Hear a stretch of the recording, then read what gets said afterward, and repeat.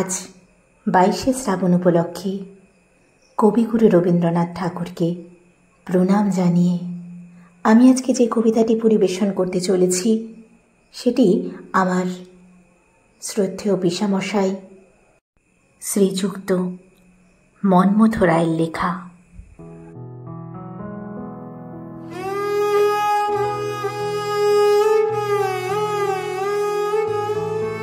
হে কবি, কে বলে 22শে শ্রাবণ তোমার মৃত্যুদিন? তুমি মৃত্যুহীন।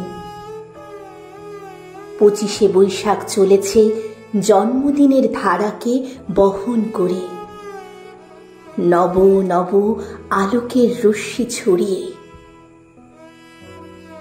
তোমাকে আমরা স্মরণ করি তোমার ডঙ্কা নিনাদে, তোমারই বাঁশির সুরে দিক দিগন্ত মুখর করে প্রতিটি মুহূর্তে। তোমার আলোক বর্তিকা সারা বিশ্বকে উদ্ভাসিত করে চলেছে। তুমি তো মরিতে চাহ নাই। এই সুন্দর ভুবনে মানবের মাঝে তুমি বেঁচে আছো চিরকাল।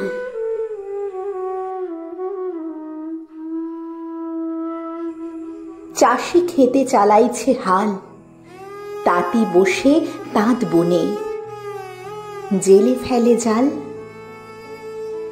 যারা কাজ করে নগরে প্রান্তরে, যারা পাথর ভেঙে কাটছে পথ, তারই পথে চলে তোমার বিজয় রথ।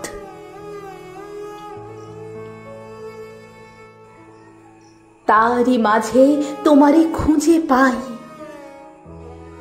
তুমি আছো সবার পিছে, সবার নিচে।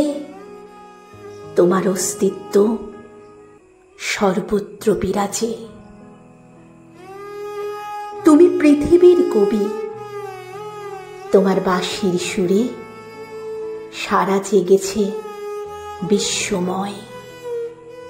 তোমার কথায় জেগে ওঠে মনের নাম। মোর নাম এই বলে খ্যাত হোক, আমি তোমাদেরই লোক।